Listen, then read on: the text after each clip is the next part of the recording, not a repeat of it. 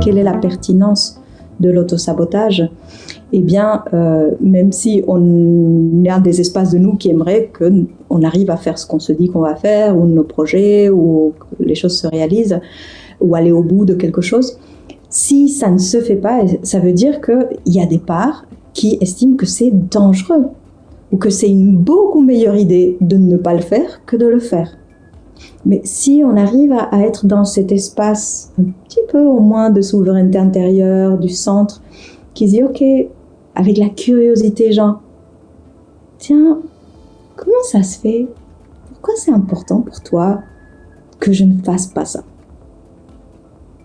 Et là, juste on attend de voir qu'est-ce que ça répond.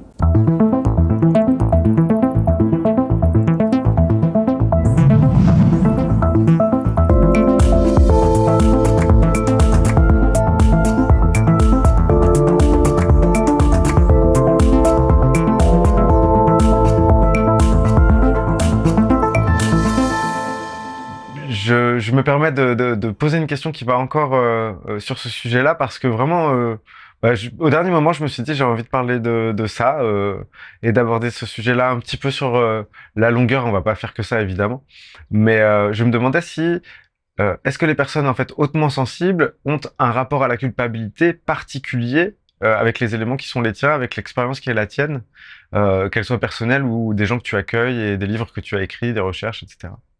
Mm-hmm. Alors, c'est pas un sujet que j'ai vu qui soit vraiment beaucoup abordé dans les recherches que j'ai faites. J'ai envie de dire que oui, que c'est une thématique extrêmement récurrente et présente, mais encore une fois, pour revenir à mon parcours, j'ai pas forcément envie de te répondre en lien avec l'hypersensibilité. Je te dirais plus en lien avec l'hypersensibilité souffrante. Tu Ok. vois, qui est pas la sensibilité où je m'émerveille, nanani, je sens je vois le coucher du soleil et je sens une gratitude profonde. Ça, si on le met de côté et on reste que sur les endroits où, voilà, où les gens viennent te voir toi ou moi pour dire, voilà, j'en ai marre d'être hypersensible, c'est trop douloureux. Pour moi, cette hypersensibilité, je la perçois ou je la sens, et ça c'est voilà, comme mon postulat très personnel, comme un symptôme de traumatisme en fait. Comme la résultante de un ou plusieurs, souvent c'est plusieurs en fait, plusieurs charges qui se sont cumulées tout au long de notre histoire et qui n'ont pas pu être digérées.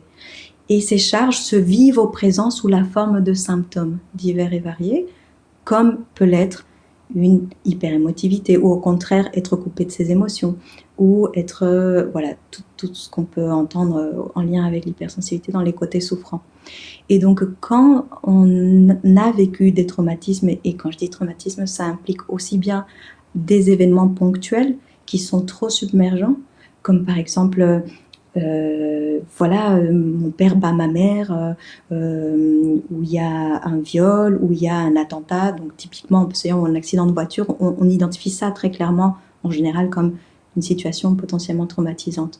Mais ce qui est encore plus commun et qui touche, à mon sens, la totalité de la population, ce sont les traumatismes qu'ils appellent de développement, c'est-à-dire tout ce qui s'est passé, ou au contraire que nous n'avons pas reçu au moment où nous étions tout bébés, tout petits, et dont on aurait eu besoin pour nous construire et nous sentir en sécurité et voilà, nous sentir aimés et appartenir à ce monde, etc. Et donc, tous ces traumatismes de développement et tous ces traumatismes voilà, événementiels génèrent une série de symptômes chez les personnes, et la culpabilité en fait vraiment largement partie, parce qu'il y a souvent une sensation qu'on a fait des choses mal. Et voilà, que ce soit un mélange, parce que parfois les gens ont du mal à discerner et sentir si c'est de la honte ou de la culpabilité, mais il y a souvent des deux. Il y a de la honte et de la culpabilité. Ok, merci pour cet apport. J'ai une pensée pour Hélène Vecchiali qu'on a reçue dans un entretien précédent et qui parlait du traumatisme du non-advenu. Et ça rejoint l'idée que tu développes là. Je sais que justement ça fait partie vraiment la, la spécificité de ton approche, c'est-à-dire que les deux branches finalement ce serait l'hypersensibilité si j'ai bien compris, et puis l'accueil des traumatismes et la découverte de ce qui se cache derrière, d'une certaine façon. Alors j'ai pas les mots exacts que tu utilises, mais c'est ce que j'en ai compris. Et bah, je trouve que c'est deux jambes. Alors c'est bizarre dit comme ça, mais c'est deux jambes magnifiques pour marcher, et que du coup les gens qui viennent te voir ont bien de la chance. Donc c'est chouette. Oui, c'est chou. Merci. Mm. J'avais écrit un truc que je te lis quand même. Je sais pas si ça va apporter quelque chose. Parce qu'à des moments comme ça, il y a des pâtés qui viennent plutôt que des questions, vraiment. Alors du coup, Bien je évidemment. laisse le livre court. En gros, je me disais, on culpabilise par rapport à ce qu'il aurait fallu dire, faire, ou encore pire, par rapport à qui il aurait fallu être. Est-ce que quand on culpabilise, on est en train de faire un demi-constat? Je n'ai pas été la meilleure version de moi-même, mais comme je culpabilise de ça, comme je me fais du mal en le constatant, alors, finalement, je suis quelqu'un de bien. Mm. Ah, je pourrais dire un grand oui. Ça me parle beaucoup, ce que tu nommes. Euh, absolument. Oui, en fait, pour moi, ce pâté est très en harmonie avec ce que je sens.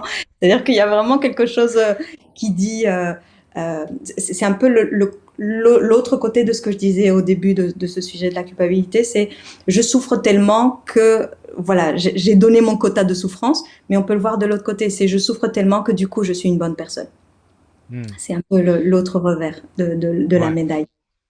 Euh, pour moi, à quoi ça me raccroche, c'est à une dimension assez importante, à mon sens, en lien, du moins, avec la situation que tu viens de décrire. C'est-à-dire que il s'est passé une situation et c'est après coup, a fortiori, je revisite la situation et je me dis j'aurais dû faire ceci ou j'aurais dû être cette femme-là ou cette personne-là qui aurait dû faire ou dire ceci ou cela. Mais je ne l'ai pas été. Et pour moi, c'est un endroit très particulier parce que, pour moi, qu'est-ce qui s'est passé au moment où je n'ai pas dit ou je n'ai pas fait ceci ou cela?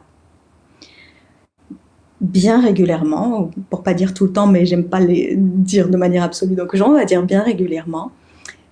Quand on se retrouve dans une situation où on ne répond pas comme on l'aurait aimé, il y a des grandes chances que ce qui est en train de se jouer, c'est qu'il y a du figement. C'est-à-dire que je vis une situation qui est intense, qui indique à mon système nerveux, il y a du danger, il y a quelque chose qui est pas sécure, voilà, quelque chose va mal se passer. Et donc, tous mes sens sont aux aguets et la réponse qui se met en place, c'est du figement. Ou alors, la réponse qui se met en place, selon les différents types, parce qu'en fonction de comment on est constitué, on peut avoir deux autres grandes réponses qui sont les réponses reptiliennes, c'est-à-dire qu'on peut devenir attaquant, et donc du coup, on peut s'en vouloir et se sentir coupable parce qu'on a répondu un peu trop fort, qu'on a crié sur l'autre, qu'on s'est défendu un peu trop, qu'on a dit ce qu'on voulait pas. Ou au contraire, on peut fuir, on peut claquer la porte et dire je m'en vais, ou alors on fuit dans sa tête et on pense à autre chose, alors pendant que l'autre parle, bref, ou pendant la situation, quoi. Juste, on voit quelqu'un qui se fait renverser dans la rue et on se taille. Et après coup, on réfléchit à la situation et on se dit waouh, j'aurais pas dû faire ça, je suis une mauvaise personne. J'aurais dû faire ceci ou cela, et on commence à vivre de la culpabilité. Et pour moi, souvent, on vit de la culpabilité aussi parce qu'on est dans l'ignorance de ce qui s'est joué pour nous au moment où on a vécu ce moment extrêmement intense, ou ce moment qui nous a fait réagir comme on n'a pas aimé qu'on réagisse. Ça, c'est dans les situations intenses. Et pour moi, c'est très important de comprendre que la réaction qu'on a pu avoir, c'est une réaction instinctive en fait. C'est l'instinct qui a répondu en fonction de notre histoire personnelle et aussi notre histoire collective. Donc, quand on amène un petit peu de lumière à ça et qu'on peut amener un peu de douceur à, ok, j'ai peut-être, il m'a dit des choses horribles et moi je suis juste restée là figée, j'ai rien dit. Et je me suis décomposée et puis quand il m'a demandé, je comprenais même plus ce qu'il me disait. J'avais l'impression que j'étais dans un aquarium et je comprenais même plus ce qu'il me disait. Et du coup, j'aurais dû lui dire ça, ça, ça, ça, ça. Et on culpabilise parce qu'on se dit après coup, ah, j'aurais dû dire ça, ça, ça, ça, ça. Mais quand on a le ça, ça, ça qui apparaît, ça veut dire que notre système nerveux, il s'est reconnecté et qu'il a de nouveau accès au cortex préfrontal, il y a ses capacités de réflexion, mais qu'au moment où ça a eu lieu, ben, c'était pas disponible. Et donc, Ouais. pour moi, ça, c'est comme un twist, en fait, à avoir, de se dire, OK, c'est pas pour se dire, il faut pas, pauvre de moi, parce que j'ai réagi comme ça, du coup, je n'ai aucune responsabilité. Non, c'est, je n'ai pas répondu. Effectivement, mon système nerveux, il a réagi comme ça. Mais maintenant, qu'est-ce que j'en fais? En fait, pour moi, la question à chaque fois, c'est, et maintenant, qu'est-ce que je peux en faire? Ça, c'est comme dans des situations où on est comme pris par surprise et que notre système nerveux se sent en danger. Après, il y a d'autres situations où, par exemple, notre compagne, notre compagnon, nos enfants, le chef, etc., où c'est plus du connu et qu'on réagit d'une manière où on peut se dire après coup, ah, c'était plus fort que moi, j'ai refait le même truc que d'habitude. Et là, même si il y a toujours notre système nerveux qui est en jeu et qui réagit, ben là, c'est important de regarder aussi qu'on a des parts de nous qui prennent le contrôle. Et c'est des parts de nous sur lesquelles souvent on n'a pas mis de la lumière et qui sont dans l'ombre et qui prennent les commandes. Et un peu comme tu me disais, ça fait quoi d'être souveraine là, impératrice dans ton royaume là? Ben, souvent, quand on réagit de manière dont on n'aime pas après coup avoir réagi, c'est parce qu'on est en train de répéter du passé et qu'on n'a pas du tout été souverain dans son royaume, on s'est juste laissé happer par une part qui a pris les commandes, et après coup, on regarde la chose et on s'en veut en se disant j'aurais dû faire ci, je ne suis pas cette personne-là, etc. Parce qu'on n'est pas, on est peut-être plus au contact de la part qui s'est dit là il faut réagir comme ça parce que dans mon histoire, si je réagissais pas en hurlant plus fort ou en fermant ma gueule parce que sinon c'était trop dangereux, si je ne faisais pas ça, eh bien, il aurait eu un danger, en fait.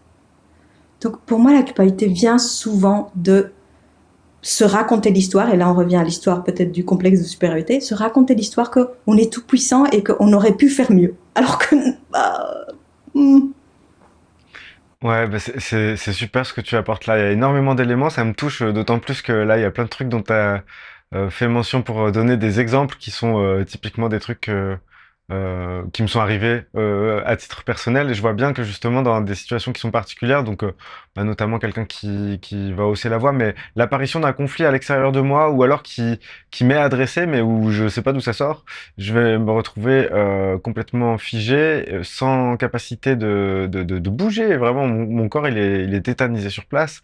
Et je vois bien que ça fait appel à une part de moi qui a, je sais pas moi, 2 ans, 6 mois, 3 ans, j'en sais rien. Mais il y a vraiment un truc automatique qui fait que je sais pas donner d'autres réponses encore. Ce qu'il y a, c'est que donc du coup, aujourd'hui, ce que je peux amener en plus, c'est de la douceur sur le fait que c'est ok que pour l'instant, ce soit pas autre chose. Alors que dans ce que tu amènes là, justement, tu parlais de toute puissance en fin de réponse, et je pense qu'il y a dans la culpabilité une gestion frustrée de l'impuissance aussi quelque part. absolument. Mm. Rien à rajouter. C'est vraiment, Ok. je suis vraiment d'accord avec toi. Mhm. Ok, ben c'est chouette, d'autant plus que, alors je sais pas, je te l'ai pas dit, mais à titre personnel, quand j'accompagne les gens, j'ai été formé à la maïeusthésie et ça fait partie de la façon dont j'accueille les gens en séance. Et il se trouve que dans les deux approches, que ce soit l'IFS ou la maïeusthésie, il y a ce côté un peu schizophrène de se considérer et de se parler à différentes parties de soi, différents êtres de soi, à des âges différents, de faire communiquer bah voilà, je sais pas, deux, trois, quatre Mathieu différents avec celui que je suis aujourd'hui au milieu qui rencontre tout ça et qui s'émerveille et qui savait pas que dans le ressenti il y avait des choses qui étaient pas du tout présentes à l'intérieur de l'histoire que je m'étais tissée avec ma tête et qui étaient très cohérentes et sur laquelle je peux m'appuyer quand j'ai besoin de raconter un truc et d'être crédible d'une certaine façon. Mais dans le monde du ressenti, il y a vraiment d'autres choses qui ont été, enfin qui sont accessibles à tout moment en fait, en dehors du temps et de l'espace. On peut se regrouper, faire des réunions impromptues de soi à soi avec des parts qui des fois on ne peut pas avoir rencontré. Je sais pas si en IFS on peut aussi aller même dans le la grossesse, le processus de grossesse. J'imagine que oui. rencontrer aussi des personnes qu'on ne connaît pas, à savoir peut-être ses arrière-grands-parents, ses arrière-arrière-grands-parents et tout ça. Et il y a un vrai truc qui se passe au niveau ressenti, qui est, je sais pas pourquoi je t'évoque tout ça, mais je suis parti là-dessus. En fait, en gros, je me dis, il y a pas mal de gens qui vont trouver ça trop perché euh, pour être euh, pour être crédible, pour être sérieux d'une certaine façon. Mhm. Alors que c'est très sérieux ce qui se passe au niveau émotionnel et qui n'est plus en lien avec l'histoire qu'on a tissée avec sa tête, qui est tout aussi valable, mais qui sert à autre chose, j'ai l'impression. Oui. Mhm, mhm. Ah, je suis à 100% d'accord avec toi et je rajouterais euh, qu'il y a la dimension émotionnelle qui est très puissante et à la fois il y a la dimension corporelle aussi. Parce que lorsqu'on vit des traumatismes ou des choses qui sont trop douloureuses pour qu'on puisse les vivre aller au moment où on les a vécues, donc il y a quelque chose qui s'est scindé à l'intérieur de nous, avec tout le bon et aussi voilà toute la spécificité de l'endroit qui prend le choc, mais c'est pour préserver l'ensemble qu'il y a quelque chose qui se met de côté. Et quand ça a lieu, eh bien, euh, comment dire. Waouh, Mathieu, je viens de perdre complètement le fil de la question. C'est fou. J'ai eu un moment de solitude, genre, comme un petit nuage est passé par là. Eh ben, Tu sais même plus de quoi en parler. Et je donc, pourrais te répéter la question, mais j'ai plutôt envie de te dire, t'es où là, du coup? mais oui, je suis où? Je sais pas, il y a eu. Non, il faut que je revienne là. Je pense qu'il y a une part de moi qui dit, va pas parler de ça, tu vois, genre trop dangereux et qui amène de la coupure, tu vois, de la Ok. sidération. Ça, c'est super intéressant. Hmm. Bon, Je- je- on garde, c'est des moments de vérité aussi, les moments où on perd le fil. Ouais, ouais, ouais, c'est OK pour moi. C'est très Hmm. intéressant. Je vis, tu vois, qui est un état un peu entre dissociatif, tu vois, qui fait un peu brouillard dans le cerveau. Mais je le vis avec un espace qui est quand même un petit peu curieux, mais je sens que mon corps revient là. Mais c'est très intéressant.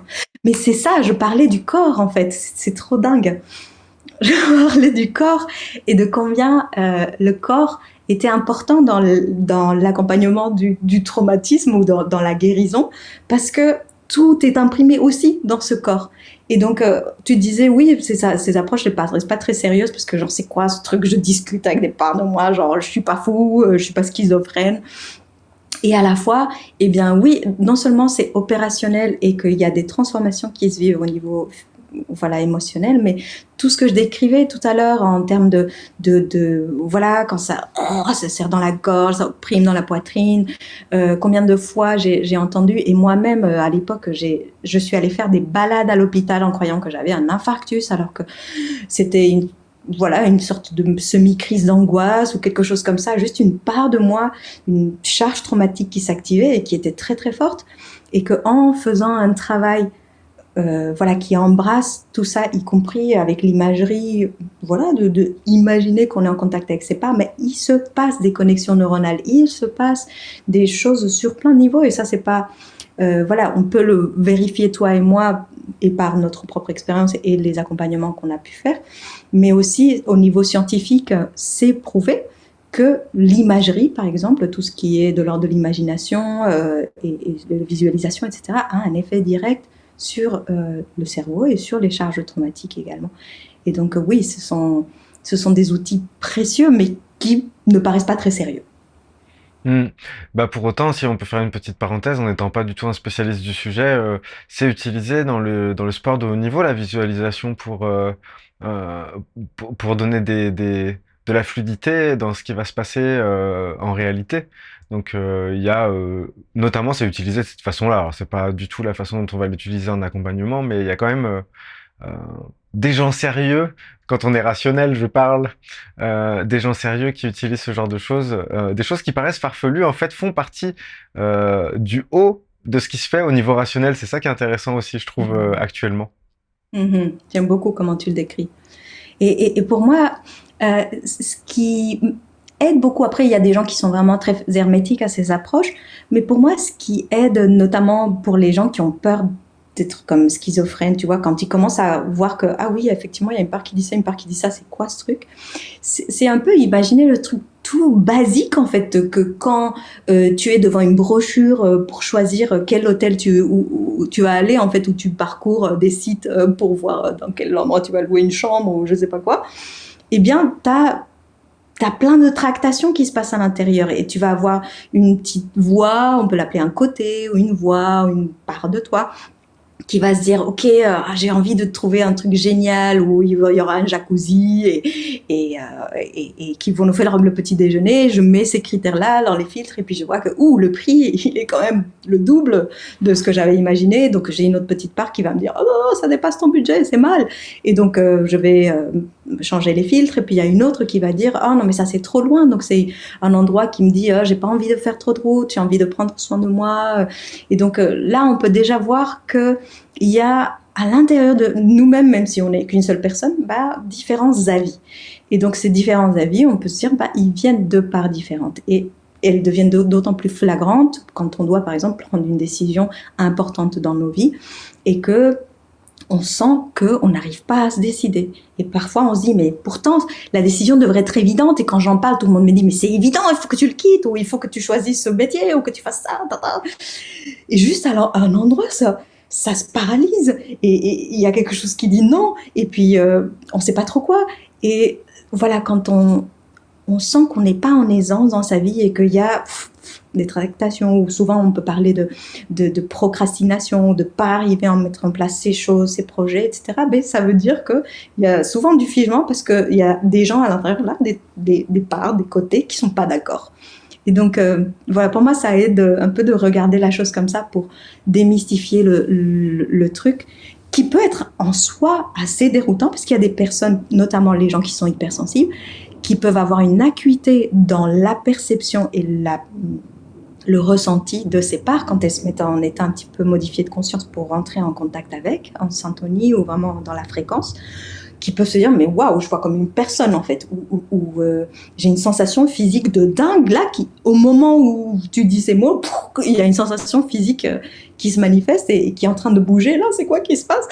Et ça peut être un peu déroutant parce qu'on est en train de rentrer dans des fréquences de choses qu'on ne connaît pas, mais qui se passent malgré nous au cours de la journée et qui vont faire qu'on va tomber malade, mais qu'on ne sait pas pourquoi on tombe malade. Donc voilà, tout ça, ça s'apprivoise, mais c'est vrai que ça peut être déroutant. Hmm. Bah, merci pour ces exemples. Oui, ça ramène dans le concret et dans le quotidien, en fait, des choses qui peuvent paraître extrêmement vaporeuses et un peu trop, c'est peut-être un penchant un petit peu trop ésotérique ou je sais pas quel mot choisir, mais merci de ramener ça dans le concret parce qu'en ce sur quoi on va mettre une étiquette de crédible et de pas crédible, c'est totalement subjectif en fait finalement. Et même si on se raccroche à un wagon qui est énorme parce qu'il y a la majorité des gens qui accordent sa subjectivité pour dire que ça c'est vrai, ça en fait pas une objectivité pour autant. Bref, je ferme la page. Oui, Euh, je j- vais peut-être juste rajouter un élément, si je tu veux t'en bien, prie. Mathieu, qui me paraît comme essentiel, c'est qu'en soi, la question n'est pas tant de la technique. C'est-à-dire que oui, il y a des techniques qui sont extrêmement puissantes et pertinentes, y compris voilà, dans le travail que tu fais en maïesthésie ou le travail que moi je peux faire. Et comme c'est puissant aussi, pour moi, ce qui est essentiel et qui est vraiment un point de vigilance pour les personnes qui s'intéressent à ces approches-là, c'est quel est le thérapeute ou la thérapeute qui va vous accompagner dans ces espaces-là. Pourquoi? Parce qu'on rentre dans des syntonies, dans des fréquences où voilà, il faut avoir en face de soi quelqu'un qui a fait son taf, qui a fait son job lui-même, son propre travail, qui est vraiment là, qui est présent, qui tient la route et qui contient et tient l'espace. Parce que c'est vrai que on peut apprendre des techniques, etc., d'accompagnement ou de faire un cours d'hypnose, etc. Mais voilà, ne donnez pas, s'il vous plaît, entre les mains de n'importe qui votre monde intérieur, parce qu'il faut que la personne en face, elle tienne la route. Voilà, c'est très Ouais. important pour moi de le nommer. Oui, merci de cette précision. Bah, à titre personnel, là, je te parle de la maïesthésie comme si c'était vraiment la technique sur laquelle je m'appuie pour accompagner les gens et en réalité, je me considère comme un très mauvais élève de la maïeusthésie si jamais on me jugeait à l'aune de ce qu'il faut faire en maïeusthésie. J'ai été vraiment très nourri et même euh, de façon vraiment gourmande par tout ce qui est apporté par cette approche-là. Mais c'est pas pour autant que je l'applique comme une méthode, justement. Il y a quelque chose de l'ordre de l'alliance thérapeutique avec la personne que j'accompagne qui me paraît primer au-delà de tout. Donc ouais, merci de mettre ça en avant. Ça rééquilibre un peu la balance. On avait un peu trop penché du côté des approches. Merci. Euh, Tout à l'heure, je citais l'espèce de poncif du moment. Depuis quelques années, il y a beaucoup de personnes qui essayent d'être la meilleure version d'elles-mêmes et c'est devenu une auto-injonction qui passe par le milieu du développement personnel, mais également le milieu du management, du marketing, de la publicité, de ce qu'on va voir médiatiquement parlant. Et donc, il y a énormément de poids, moi, je trouve, de cette recherche-là. Est-ce que tu pourrais nous en parler, toi, dans ce que tu en connais, dans ce que tu constates que ça peut occasionner? Oui, merci. C'est une question très importante, me semble-t-il. Euh, hmm. Ouais, je vois qu'il y a comme un voile de tristesse, tu vois, quand je me connecte à cette notion, parce que, hmm, parce que pour moi, la, c'est, c'est un peu, je sais pas comment on dit, tricky, un peu piégeux, en fait, entre guillemets, cette histoire, parce que je sens que ça part d'un bon fond, qui est l'endroit de sentir que l'espace où on habite aujourd'hui, euh, ou surtout qu'on n'habite pas, surtout si on reprend toujours ton image du château avec à l'intérieur le centre, et on peut sentir qu'on n'habite pas à l'endroit où on devrait habiter intérieurement. Et je sens que ça part un peu de cette intuition, un peu de l'âme, ou une intuition profonde, qui est l'endroit où je suis, où je ne suis pas, ah, c'est pas exactement mon aspiration. Donc, pour moi, il y a comme quelque chose de bon dans l'histoire, en fait. Là où ça devient un peu tordu, ou pas terrible, c'est que c'est la narrative, c'est l'histoire qui se raconte. C'est qu'il faudrait être ou faire des choses différentes pour atteindre cette espèce de version de soi-même qu'on peut rêver ou qui est dictée par je ne sais quelle culture, soit spirituelle, soit de développement personnel, c'est-à-dire chacun a comme ses avatars de la version idéale de soi-même. Et donc, on peut comme se dire, ah ok, voilà, il y a ça, c'est ça le Graal, et il faut encore plus, en fait, c'est ça la douleur que je vis, se déplacer de l'endroit où on n'est pas pour aller vers encore un autre endroit où je ne suis pas encore, en fait. Et c'est comme, ça vient solliciter des parts de nous que je pense beaucoup d'entre nous avons, surtout les personnes qui s'intéressent au développement personnel, à la spiritualité, et même qui veulent avancer dans le management. Ce sont souvent des parts de peut mieux faire. Les parts sois meilleur, perfectionniste, il faut que tu sois à la hauteur, tu n'es pas à la hauteur. Et du coup, c'est par là, avec différentes approches de positivisme ou de je sais pas quoi, ou de boostage de je sais pas qui, ou le jeu de je sais pas encore quoi, et je ne critique absolument rien de tout ça, c'est juste le fondement philosophique sur lequel ça peut s'appuyer. Ça dit, on va changer ce qui est là, t'inquiète pas parce que tu vas devenir la meilleure version de toi-même. Et pour moi, c'est encore ça stretch un peu, ça étire encore plus pour aller loin de là où déjà on n'habite pas. Et donc, pour moi, c'est ça comme l'écueil majeur, c'est que pour moi, il s'agirait de, comme à un moment donné de cette interview, tu nommais, en fait, de ce partage, tu nommais comme l'endroit de se rencontrer soi-même. Bah, pour moi, l'enjeu, c'est de venir au centre du château et voir qui c'est qu'il y a. Et je pense qu'une de nos craintes les plus grandes, c'est qu'il n'y ait personne au centre du château. Que ce soit vide. Tu vois, je le dis, j'ai comme une émotion, tu vois, ça fait genre, wow, c'est vertigineux, qu'est-ce qu'il y a là? Et, et du coup, suivre cette aspiration de c'est quoi l'appel, c'est qui m'appelle sans que je l'entende et qui demande de vivre un chemin, mais c'est pas le chemin vers la version de moi-même, de je sais pas qui, mais c'est le je ne sais pas quoi de mystère de ce que je suis. Et ça c'est méga flippant, parce que je ne sais pas. Et qu'en plus, je vais devoir me coltiner des gardes. Donc, faut en vouloir, Hmm. quoi. Donc, parfois, c'est un Je- petit peu plus pratique de se dire, allez, on y va, on booste les parts de nous qui déjà sont au taquet. Mais souvent, ça mène à des burn-out parce que c'est par là, quand elles sont boostées aux stéroïdes allez, on y va, on y va, on y va, ben, elles s'épuisent parce que les pauvres, quand on leur pose la question, elles disent, mais moi, j'en peux plus. Je crois pas qu'il est possible de faire autrement, mais j'en peux plus, je suis épuisée. je suis très touché par ce que tu nous partages là, c'est chouette. Merci. Ça va droit au cœur là. Hmm. Hmm. La crainte la plus grande et la plus grande envie, c'est on a envie de dire qui on est, on a envie de montrer sa lumière, on a envie de montrer sa couleur, on a envie de l'assumer, de la gueuler. Et puis on n'a qu'une seule peur, c'est que déjà il y en ait pas, ou qu'elle soit moche, ou que les autres se mettent à rire quand on l'exprime, ou qu'on ne sache pas vraiment comment la propulser, l'incarner. euh. Et ça c'est de toute façon, enfin ce que je veux dire, c'est s'il y a un enjeu, c'est ça qui est intéressant, c'est de dire que c'est important. Nos plus grandes peurs sont nos plus grandes envies. Tout dépend de quelle manière on les chope et de quel côté on les regarde en fait, finalement. Oui, absolument.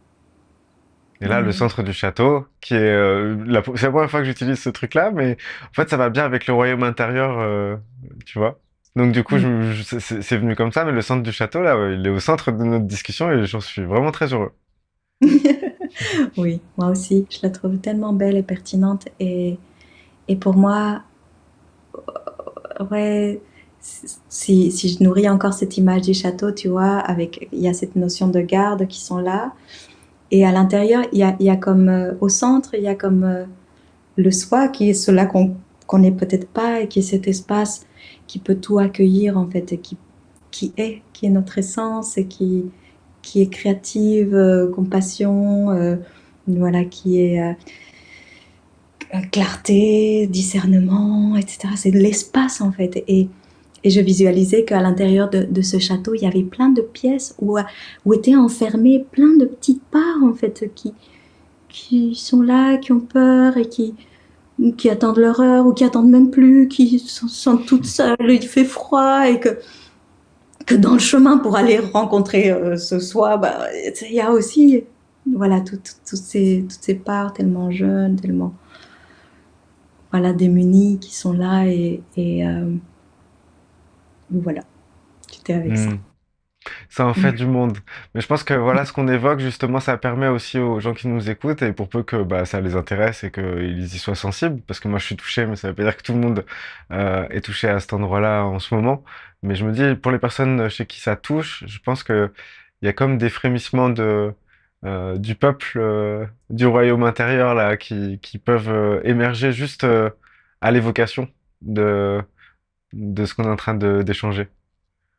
Ça me touche beaucoup ce que tu dis parce que moi j'ai vraiment cette sensation que quand on parle un peu, tu vois, comme quand des adultes sont en train de parler, il y a des enfants et qu'on parle d'eux, ils continuent à jouer, mais ils ont l'oreille tendue et ils savent qu'on est en train de parler d'eux.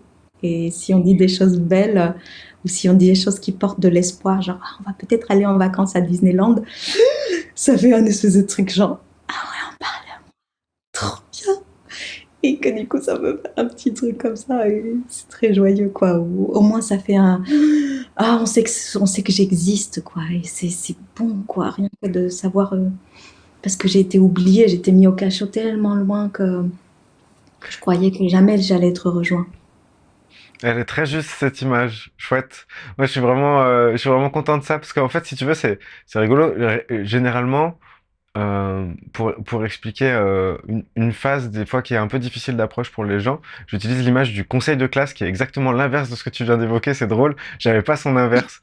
C'est-à-dire que, en gros, à des moments, les gens, quand on leur demande de se connecter à un être d'eux, ils commencent à parler pour lui. comme on fait dans un conseil de classe où il y a le parent et le prof qui échangent, mais le gamin, il est là. Mais simplement, il n'est pas pris en considération puisqu'on parle de lui, mais on lui demande pas son avis et puis on n'a même pas conscience qu'il est là et qu'il reçoit le «Ah ouais, mais il faudrait qu'il fasse des efforts, oui, mais moi ce que je vous dis, c'est que de toute façon, bah voilà, il pourrait faire mieux, mais il en fout pas une, quoi». Bah oui, bah on est d'accord, hein, il va falloir qu'il se concentre et tout ça. Et lui, on lui parle pas. Qu'est-ce que tu ressens? Pourquoi ça, c'est si difficile pour toi d'ouvrir ton livre quand tu rentres de classe? Est-ce que ça a du sens, ce qui t'est transmis? Et donc, du coup, tu viens de mettre l'inverse, c'est-à-dire que l'enfant qui entend qu'il fait partie de la vie des autres êtres de la famille et que on prend une décision peut-être sans le consulter, mais c'est que il y a du cœur dans on va partir en vacances dans tel endroit et on le prend en considération en l'incluant dans ce projet, mais qui est pas encore tout à fait mis. Donc, je trouve ça joyeux. Je savais pas qu'il y avait un pendant à ça. Merci. Merci, c'est joli comme tu le dis. À la fois, je crois que j'ai une nuance à apporter, c'est que quand je Mhm. disais le truc des vacances et tout ça, euh, je parlais de ce qui se vivait là, du fait que toi et moi on en parle et Oui. que tu pourrais imaginer que des gens puissent, le peuple des gens voilà, de leur monde intérieur puisse se dire, ah, se sentir considéré. Et je l'évoquais par rapport à ça. Oui. Mais pour moi, euh, il est essentiel d'adresser la question que tu nommes du conseil de classe, que en général, on passe notre vie à pas prendre en considération effectivement l'enfant qui est là et que on se raconte l'histoire que c'est pour son bien. Et on se dit, ah, c'est fait avec amour, c'est parce que je t'aime, mon chéri, Mhm. que je fais ça. Et non, en fait,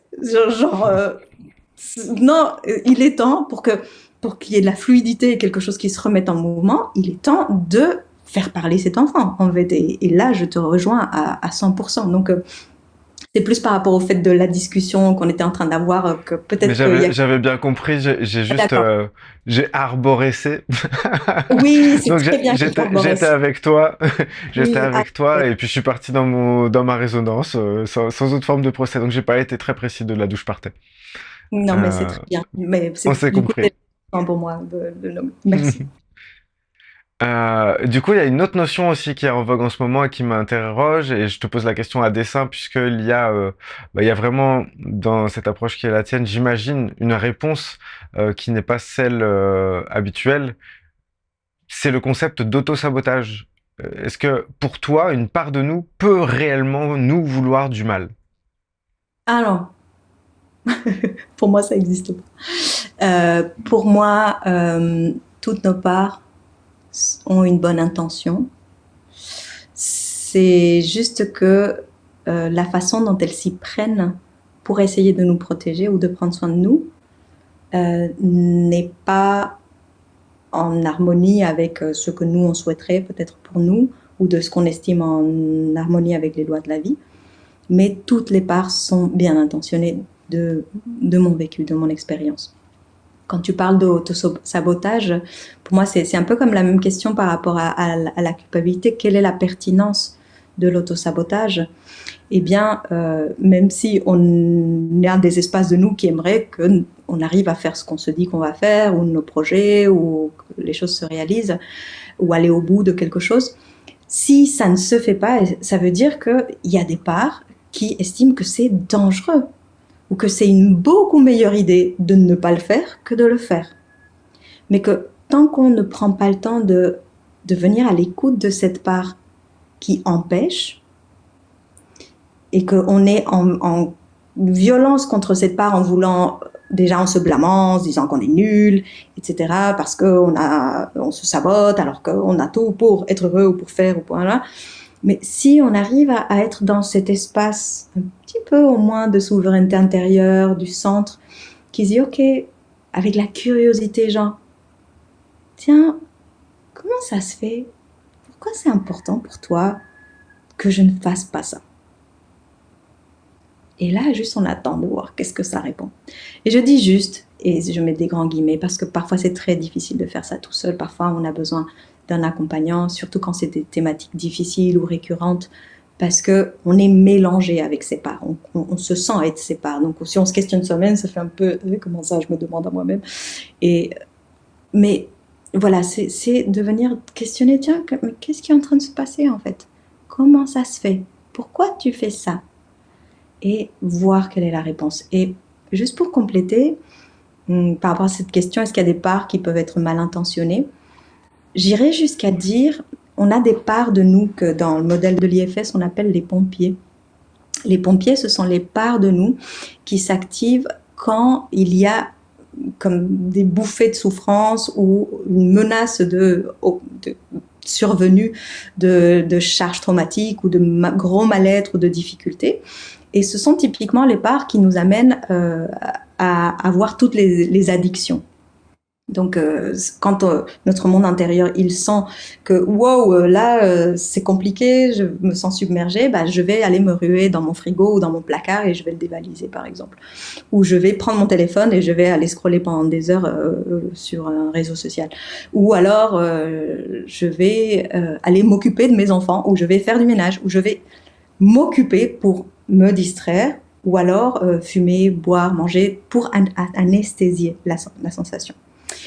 Et on a des pompiers qui sont très extrêmes, qui peuvent nous amener à faire des comportements à risque, comme par exemple, se automutiler, avoir une dépendance à l'alcool, aux drogues, aux jeux, à la pornographie, que sais-je. Et toutes ces parts, quand on vient les questionner, et on pourrait se dire, mais ces parts, elles me détruisent ma vie, en fait, elles m'amènent à la mort. Voir les parts qui me disent, au pire, pire du pire, si c'est trop dur, j'éteins la prise, je débranche et je me suicide. Même les parts qui disent, qui commencent à songer, qui se disent bon, peut-être que la mort, ça serait pas une si mauvaise idée, qui nous font avoir des idées noires, etc. Même ces parts-là, quand on les interroge, elles disent mais c'est la porte de sortie ultime en fait. Comme ça, je vais plus souffrir. Comme ça sera fini. Et même si on peut se dire, ben oui, mais je vais faire souffrir les autres, etc. Mais ces parts sont très jeunes, en fait. Elles sont pas au contact du monde et de tout le reste et de nos responsabilités, etc. Non, elles sont juste avec une dimension où quand c'est trop, c'est trop. Et je préfère m'injecter de l'héroïne que de sentir ça parce que juste, je suis en train de mourir, en fait.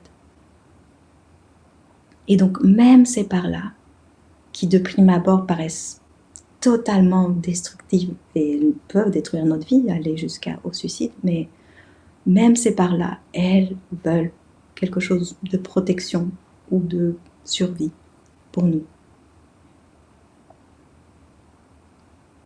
Merci d'envoyer ça avec autant de force, avec autant d'énergie. Je pense que ça peut Mm. parler, ça parle au cœur directement. C'est pas, y a pas de détour là. Mm. Hmm. Que dire après ça? Que dire après ça? Non, je pense que c'est intéressant et c'est important de voir. Là, ce que tu as fait, c'est que tu as pu rejoindre des parts qui éventuellement envisagent la mort comme quelque chose de souhaitable pour arrêter la souffrance. Alors que bien souvent, dans ces moments-là, quand il y a quelqu'un qui va nous dire je vais pas bien, on va plutôt essayer de le dissuader d'avoir ces pensées-là. Et je pense qu'il y a un pouvoir dans être avec. Évidemment, vous amusez pas à le faire si c'est pas votre élan. Et puis laissez faire les personnes qui sont spécialisées et professionnelles sur la question. Mais je pense que c'est rare qu'on puisse proposer à quelqu'un qui a ces pensées-là de lui dire OK, je suis avec toi à cet endroit-là. Parce que ça existe chez toi. Oui. Avec en plus la curiosité de qu'est-ce qu'elle aurait envie de dire, cette part. C'est quoi qu'elle vit en fait. C'est quoi qu'elle est en train de protéger. Et juste dire ok, ah oui. Et après, on peut bien sûr venir en soutien à ces parts, mais d'abord c'est oui. Oui, c'est terrible ce que tu vis. Sinon, tu serais pas là, en fait. Pour moi, la vie, et c'est ça, avec ça, on peut suivre, en fait. Pour moi, la vie est tellement intelligente, qu'elle ne mettrait pas ça en place si c'était pas intelligent, en fait. Donc, c'est comme, ok, je me relie à l'intelligence de la vie qui est là, qui se cherche, même à travers la mort. Quelque chose qui cherche à prendre soin, à protéger, même des façons les plus folles et extrêmes.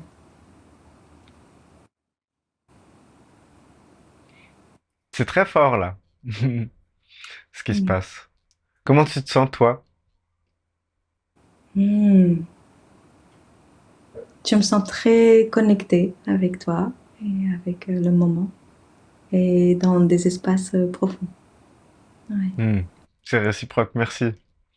Mm.